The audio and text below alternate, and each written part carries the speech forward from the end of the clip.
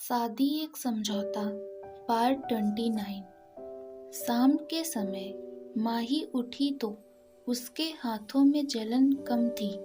वो किचन में आई तो सरिता जी ने कहा, बेटा अब कैसा है दर्द, कुछ चाहिए था तुम्हें? माही बोली, अब ठीक है आंटी, मैं वो चाय बनाने गई थी। सरिता जी बोली, तुम रहने दो, मैं बना लूंगी, पहले हाथ को ढंग से ठीक हो जाने दो वरना इन्फेक्शन हो सकता है। माही जी आंटी बोलकर वापस आ गई। फिर हॉल में जाकर दीपक से बोली, दीपक मैं बोर हो रही हूँ, आंटी ने भी अभी किचन का काम करने से मना कर दिया है, तो प्रोजेक्ट का कुछ काम करें क्या? दीपक बोला, प्रोजेक्ट मैंने पूरा कर लिया है, जब तुम सो रही थी तभी, अब बस प्रेजेंटेशन के लिए तैयारी करनी है, तो वो कॉलेज में करेंगे साथ में। माही बोली, तो अब क्या करूं मैं? दीपक बोला, चलो घूमने चलते हैं। माही बोली, गुड आइडिया, लेकिन पैदल चलेंगे। दीपक बोला, ठीक है, थोड़ा आसपास ही घूम कर आ जाएंगे। फिर चाय पीकर दोनों घूमने निकल गए। कुछ दूरी पर एक गार्डन था। माही बोली, चलो आज उस गार्डन में चलते हैं। दीपक बोला, अरे वो गार्डन अच्छा नहीं है, वहाँ सब कपल वगैरह आते हैं। माही बोली, तो हमें क्या करना है उनसे, हम केवल घूम कर आ जाएंगे। फिर वो आगे आगे जाने लगी। दीपक भी उसके पीछे चलने लगा। गार्डन काफी अच्छा था, हरा भरा और शांत। कहीं कहीं कुछ जोड़े बैठे हुए थे। माही का ध्यान वहाँ के वातावरण पर था। वो एक जगह घास में बैठ गई और चारों तरफ के नज़ारे देखने लगी। उसने देखा कुछ कपल एक दूसरे की आंखों में खोए हुए हैं, तो कुछ एक दूसरे को गले लगाए बैठे हैं। वो सोच रही थी कि लोगों के लिए प्यार के मायने कितने अलग हैं। तभी उसने एक कपल को किस करते देखा तो उसे थोड़ा अजीब लगा। वो मन में बोली, यहाँ तो कुछ ज्यादा ही हो रहा है, शायद इसीलिए दीपक ने मना किया था। वो दीपक से बोली, चलो अब चलते हैं। दीपक ने हूँ कहा। फिर दोनों जाने लगे। तभी कुछ लोग वहाँ आ गए और सभी कपल्स को पकड़ने लगे। कुछ लड़कों को मुर्गा बनाने लगे और लड़कियों को उल्टा सीधा बोलने लगे। ये देखकर माही थोड़ा घबरा गई। सच कहो तो दीपक भी घबरा गया था, क्योंकि वो लोग किसी की नहीं सुन रहे थे और सभी लड़के लड़कियों को सजा दे रहे थे। तभी 2-3 आदमी दीपक और माही के पास आए। उन्होंने दीपक से कहा, क्यों रे हीरो, लड़की घुमा रहा है, चल फोन लगा तेरे घर पर, ताकि उन्हें भी पता लगे कि उनका बेटा यहाँ पार्क में लड़की के साथ एक्स लड़ा रहा है। दीपक बोला, देखिए ऐसा कुछ नहीं है, आप गलत समझ रहे हैं। उनमें से एक आदमी बोला, हम सही समझ रहे हैं बेटा, अब तू फटाफट फोन लगा अपने घर या यहाँ उठक बैठक कर, ऐसे तो हम तुम्हें नहीं छोड़ेंगे। अपनी संस्कृति को भूलकर ये सब सीख रहे हैं, जहाँ देखो गंद फैला रखी है, अब सजा भुगतो। उनमें से एक आदमी ने दीपक को पकड़ लिया तो माही चिल्लाई, हाथ छोड़ो उनका, तुम्हारी हिम्मत कैसे हुई मेरे पति का हाथ पकड़ने की? माही की बात सुनकर दीपक उसे देखता रह गया। आज पहली बार उसने माही को किसी पर यूं चिल्लाते हुए देखा था। माही बोली, अंधे हो, दिखाई नहीं देता, शादीशुदा हूँ मैं। फिर अपने मंगलसूत्र को दिखाते हुए बोली, अब दिखा या नहीं? माही का मंगलसूत्र और उसके माथे पर सिंदूर देखकर उन्होंने दीपक का हाथ छोड़ दिया। वो लोग जाने लगे तो माही ने उस आदमी का बाजू पकड़ लिया जिसने दीपक का हाथ पकड़ा था। माही बोली, जा कहाँ रहे हो? माफी कौन मांगेगा, चलो फटाफट माफी मांगो वरना पुलिस को बुला लूंगी और बोल दूंगी कि मुझे मेरे पति के सामने छेड़ रहे थे। माही की धमकी से वो लोग डर गए और बोले, सॉरी गलती हो गई मैडम, हमें लगा आप लोग भी बाकी लड़के लड़कियों की तरह यहाँ समाज को गंदा करने आए हो, इसलिए आपको परेशान कर दिया। माही भौवे चढ़ाती हुई बोली, क्यों, तुम ठेकेदार हो समाज के जो लोगों को परेशान करते हो? पहले खुद को सुधार लो, फिर समाज को सुधारना। वैसे भी तुम सब वही लोग हो जिन्हें कोई लड़की भाव नहीं देती तो दूसरों को परेशान करने निकल पड़ते हो। आज माही पूरे मूड में थी, उसने ढंग से उनकी क्लास ले ली, फिर वो लोग दुम दबा के भाग गए। उन लोगों के भाग जाने की वजह से कई लड़के लड़कियां माही को थैंक्स कहने लगे। एक लड़का दीपक से बोला, भैया आपकी बीवी की वजह से बच गए आज, वरना आज या तो घर वालों से पिटते या ये लोग सजा देते हुए वीडियो बनाकर सोशल मीडिया पर डाल देते। फिर उसने माही को थैंक यू भाभी जी बोला, फिर सब वहां से चले गए। माही को आज इस रूप में देखकर दीपक दंग रह गया। चुपचाप से दिखने वाली माही ने दीपक को जरा सा मुसीबत में क्या देखा, वो तो उन पर भड़क ही गई। वो तो अच्छा हुआ वो भाग गए, वरना उनसे ही उठक बैठक लगवा देती। दीपक बोला, क्या बात है, मैं तो तुम्हें छुई मुई समझता था, लेकिन तुम तो झांसी की रानी निकली। माही बोली, अगर अपनों पर मुसीबत पड़े तो औरतें कुछ भी कर सकती हैं। दीपक बोला, औरतें? माही बोली, हाँ मतलब वही लड़कियां। दीपक ने हूँ कहा, फिर दोनों घर के लिए निकल गए। आज माही को फिक्र करता देख दीपक को अच्छा लगा। घर आकर उन्होंने कुछ देर बाद खाना खाया। अब माही का हाथ बहुत हद तक ठीक था, जलन काफी कम हो चुकी थी। डिनर के बाद माही सोने चली गई। आज प्रोजेक्ट का काम पूरा हो चुका था तो दीपक और माही दोनों जल्दी सो गए थे। अभी उन्हें सोए कुछ देर ही हुई थी कि दीपक ने सपने में माही को आग से घिरा हुआ देखा तो उसकी नींद खुल गई। उसने उठकर माही को देखा, वो चैन से सो रही थी। माही को सोता देखकर दीपक भी वापस सो गया। अगले दिन दोनों कॉलेज पहुंचे। कॉलेज पहुंचकर दीपक ने राहुल और दिव्या को प्रोजेक्ट के बारे में बताया, फिर प्रेजेंटेशन की तैयारी करने लगे। तभी राहुल की नज़र माही के हाथ पर पड़ी। वो बोला, अरे माही तुम्हारे हाथों को क्या हुआ? माही बोली, कुछ नहीं बस थोड़ा लग गई थी।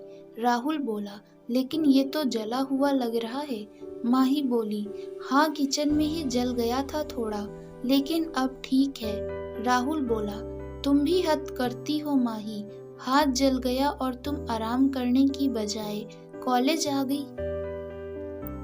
इस बार दीपक बोला, राहुल शायद तुम भूल रहे हो कि कल प्रोजेक्ट सबमिट करना है। माही इसलिए आई है ताकि प्रोजेक्ट अच्छे से कंप्लीट हो जाए, वरना मैं उसे कॉलेज नहीं लाता। अब अगर तुम प्रेजेंटेशन पर ध्यान लगाओ तो जल्दी काम हो जाएगा।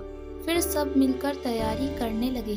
तैयारी पूरी होने के बाद दिव्या बोली, अगर हमारा प्रोजेक्ट अच्छा जाता है तो मेरे बर्थडे वाले दिन फार्म हाउस बड़ी पार्टी करूंगी। राहुल बोला, सोच ले, कहीं बाद में मुकर मत जाना। दिव्या बोली, अरे पक्का पार्टी दूंगी, बस प्रोजेक्ट अच्छे से हो जाए। राहुल बोला, बर्थडे कब है तेरा? दिव्या बोली, परसों। कल प्रोजेक्ट होने के बाद ही बर्थडे पार्टी प्लान करूंगी। माही बोली, पहले प्रोजेक्ट पर ध्यान दो, पार्टी फिर प्लान कर लेना। कल कैसे भी करके अच्छी प्रेजेंटेशन देनी है। माही की बात सुनकर दिव्या ने मुंह टेढ़ा कर लिया, जैसे उसे माही की बात पसंद ना आई हो। कॉलेज के बाद दीपक और माही घर आ गए और आकर अपनी प्रेजेंटेशन की अच्छी सी तैयारी करने लगे।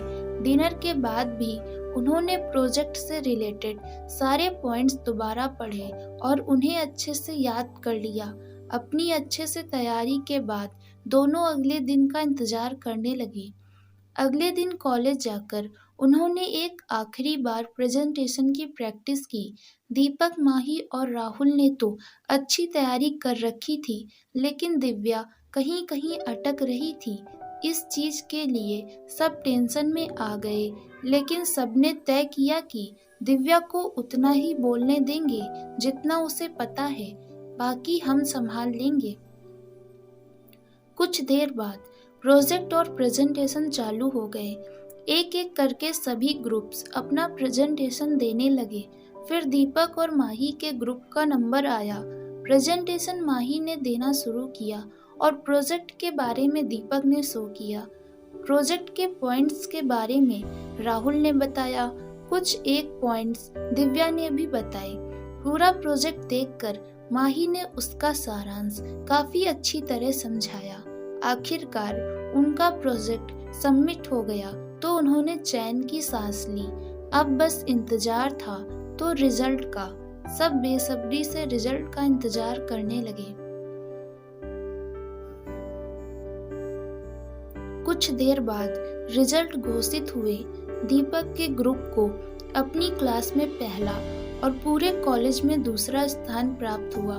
रिजल्ट सुनते ही माही खुशी से उछल पड़ी और उसने दीपक को गले लगा लिया। राहुल भी उसे गले लगाने आगे बढ़ा तो दीपक ने राहुल को गले लगा लिया और बधाई दी। बेचारा राहुल अपसेट हो गया। फिर दिव्या ने भी दीपक को गले लगाया। हालांकि दीपक को अजीब जरूर लगा, लेकिन उसने ज्यादा ध्यान नहीं दिया। कुछ देर में प्रोफेसर और स्टूडेंट दीपक और माही को बधाई देने लगे। सबने माही की प्रेजेंटेशन की बहुत तारीफ की। दीपक और राहुल की भी सबने प्रशंसा की, लेकिन किसी ने दिव्या के लिए कुछ नहीं कहा। माही की वाहवाही देखकर दिव्या अंदर तक जल भुन गई। गुस्सा तो उसे तब ज्यादा आया जब दीपक ने उसकी एक बार भी तारीफ नहीं की। उसका सारा ध्यान माही की तरफ ही था। दिव्या ने सोचा, कैसे भी करके दीपक का ध्यान माही से हटाना है। कुछ भी करके दीपक को अपने करीब लाना है और वो इस काम को अंजाम देने की सोचने लगी। इसके लिए उसके बर्थडे से बेहतर दिन कोई हो ही नहीं सकता था। फिर उसने एक प्लान सोचा। प्रोजेक्ट खत्म होने के बाद राहुल ने दिव्या से बर्थडे पार्टी देने को कहा तो दिव्या बोली, पार्टी कल जरूर होगी, तुम तीनों को आना होगा और साथ ही अपनी दोस्त रोशनी को भी बुला लेना। फार्म हाउस का एड्रेस मैं तुम्हें मैसेज कर दूंगी। इसके बाद दिव्या ने कॉलेज के अपने कई फ्रेंड्स को भी बुलाया। उसे रोशनी मिली तो रोशनी को भी इनवाइट किया। रोशनी सोचने लगी कि ये मुझे अपनी बर्थडे पार्टी में इनवाइट क्यों कर रही है। उसने दिव्या से कहा, लेकिन दिव्या, मैं तुम्हारी बर्थडे पार्टी में क्या करूंगी? वहाँ सब तुम्हारे दोस्त होंगे। दिव्या बोली, प्लीज मना मत करना रोशनी। ये पार्टी प्रोजेक्ट के सक्सेसफुल होने की खुशी में भी है। फिर दीपक और माही भी तो आ रहे हैं, तुम भी जरूर आना, मुझे अच्छा लगेगा। रोशनी सोचने लगी, जरूर दीपक को लेकर ये कोई गड़बड़ करने वाली है, लेकिन देखती हूँ ये क्या करती है। फिर उसने दिव्या से पार्टी में आने के लिए हाँ कह दिया। रोशनी की हाँ के बाद दिव्या को अपना प्लान पूरा होता दिख रहा था। वो माही और रोशनी दोनों को एक साथ ही दीपक से दूर करना चाहती थी। अब बस उसे पार्टी की तैयारी करनी थी। कॉलेज के बाद दीपक और माही घर लौट आए और घर में सबको प्रोजेक्ट की सफलता की खुशखबरी दी। घर में भी सब बहुत खुश हुए। इसके बाद उन्होंने घर में बता दिया कि कल उन्हें अपनी दोस्त की बर्थडे पार्टी में जाना है। सोना ने माही से पूछा, कल क्या पहनकर जा रही हो माही? माही बोली, कुछ भी पहन लूंगी। सोना बोली, मेरे पास एक पार्टी वियर ड्रेस है, चलो दिखाती हूँ, तुम्हें पसंद आए तो पहन लेना। फिर सोना माही को अपने कमरे में ले गई और उसे एक वाइट मैक्सी ड्रेस दिखाने लगी। माही को वो ड्रेस पसंद तो थी, लेकिन दादी की वजह से वो मना करने लगी। तो सोना बोली, कल दादी को मैं शाम के टाइम बिजी रखूंगी, तब तुम निकल जाना। फिर तुम्हारे घर लौटने तक तो वो सो चुकी होंगी। माही कुछ सोचकर हूँ बोली। सोना बोली, अब तो कोई परेशानी नहीं है ना? माही बोली, नहीं, ठीक है, मैं यही पहन लूंगी। फिर माही ड्रेस लेकर अपने रूम में चली गई। वहीं दूसरी ओर दिव्या अपने प्लान को अंजाम देने के लिए पार्टी की तैयारी में लग गई। अगले दिन कॉलेज की छुट्टी थी। उस दिन दीपक और माही घर पर ही थे। माही ने उस दिन कमरे को व्यवस्थित किया, रूम के पर्दे वगैरह बदले, वार्डरोब को भी व्यवस्थित किया। अपने सामान में उसे मयूर और उसकी एक तस्वीर मिली। तस्वीर देखकर वो पुरानी यादों में खो गई। उसे खोया देखकर दीपक ने कहा, मयूर को याद कर रही हो? माही ने उदास होकर हूँ कहा। फिर बोली, एक बार विजय अंकल से बात करके पूछो ना कि मयूर कैसा है अब। दीपक बोला, ठीक है। दीपक ने विजय जी को फोन किया लेकिन उनका नंबर बंद आ रहा था। फिर उसने मयूर के घर पर लैंडलाइन नंबर पर फोन करके घर के नौकरों से उनका नंबर पूछा, लेकिन किसी को भी उनका नया नंबर नहीं पता था। दीपक ने कहा, माही, शायद उनके पुराने नंबर बंद हो गए हैं, लेकिन तुम फिक्र मत करो, मैं उनसे कांटेक्ट करने की कोशिश करूंगा। माही ने ठीक है कहा, फिर अपने काम में लग गई। शाम के समय दीपक और माही तैयार होने लगे। सोना दादी को उनके कमरे में रामायण सुनाने में बिजी रख रही थी। माही सोना के कमरे में तैयार हो रही थी और दीपक अपने कमरे में। दीपक तैयार होकर हॉल में आ गया। आज उसने ब्लू जीन्स और वाइट शर्ट पहन रखी थी, जिसमें वो बहुत ही ड्रेसिंग लग रहा था। कुछ देर में माही भी तैयार होकर आ गई। वाइट ड्रेस में वो बहुत खूबसूरत दिख रही थी। उन दोनों के मैचिंग कपड़े उन्हें परफेक्ट लुक दे रहे थे। फिर दीपक और माही सरिता जी को बताकर पार्टी में चले गए।